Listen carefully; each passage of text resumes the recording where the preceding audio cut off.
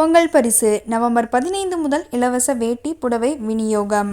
அமைச்சர் காந்தி அறிவிப்பு. பட்டு சேலைகளில் மாற்றம். உண்மையான பட்டு சேலை கூட்டுறவு சங்கங்களில் மட்டுமே கிடைக்கிறது. ஜரிகையில் தங்கம், வெள்ளியை குறைக்க ஆலோசனை நடைபெற்று வருவதால் காஞ்சிபுரத்தில் அமைச்சர் காந்தி செய்தியாளர்கள் சந்திப்பின் போது தெரிவித்தார். பட்டுக்கு புகழ்பெற்ற காஞ்சிபுரத்தில் 30க்கும் மேற்பட்ட பட்டுப்புடவை உற்பத்தி கூட்டுறவு சங்கங்கள் செயல்பட்டு வரும் நிலையில் அவற்றின் முக்கியமான ஒன்றான முருகன் கூட்டுறவு சங்கம் அதன் விற்பனை நிலையத்தை எண்ணெய்க்கார தெருவில் உள்ள சொந்த இடத்தில் புதுப்பொலிவுடன் புனரமைக்கப்பட்டுள்ளது. இந்த விற்பனை நிலையத்தை தமிழக கைத்தறி மற்றும் நெசவாளர் துறை அமைச்சர் ஆர். காந்தி குத்துவிளக்கு ஏற்றி துவக்கி வைத்து தொடர்ந்து ரிப்பன் வெட்டி முதல் வியாபாரத்தை துவக்கி வைத்தார். இந்நிலையில் காஞ்சிபுரம் நாடாளுமன்ற உறுப்பினர் ஜி. செல்வம் மற்றும் சட்டமன்ற உறுப்பினர் CVMP எழிலரசன் ஆகியோரும் கலந்து கொண்டனர்.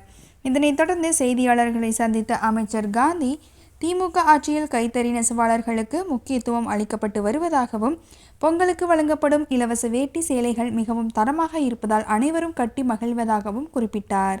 மேலும் இந்த ஆண்டுக்கான பொங்கல் வேட்டி சேலைகள் நவம்பர் 15ஆம் தேதி முதல் விநியோகிக்கப்பட உள்ளதாகவும் தெரிவித்தார். மேலும் கூட்டுறவு சங்கங்களில் விற்பனை செய்யப்படும் பட்டுகள்தான் உண்மையான பட்டு என்றும் தாங்கள் உத்தரவாதத்துடன் விற்பனை செய்வதாகவும் கூறினார். தங்கம் மற்றும் வெள்ளி விலை உயர்வதால் பட்டு சேலைகளின் விலையும் உயர்ந்துள்ளது. எனவே புடவைகளில் சேர்க்கப்படும் ஜரிகையில் தங்கம் மற்றும் வெள்ளியை குறைப்பது குறித்து ஆலோசிக்கப்பட்டு வருவதாக தெரிவித்தார். மழை காரணமாக இதுவரை நெசவாளர்களுக்கு பெரிய அளவில் பாதிப்பு இல்லை என தெரிவித்த அமைச்சர், திமுக ஆட்சியில் நெசவு தொழிலாளர்களின் கூலி உயர்த்தப்பட்டுள்ளதாகவும் குறைந்தபட்சம் நாளொன்றுக்கு ரூபாய் 800 கூலி கிடைக்க நடவடிக்கை எடுக்கப்பட்டதாகவும் தற்போது நெசவாளர்களுக்கு ரூபாய் 800 முதல் ரூபாய் 1500 வரை கூலி கிடைப்பதாகவும் பெருமிதம் தெரிவித்தார்.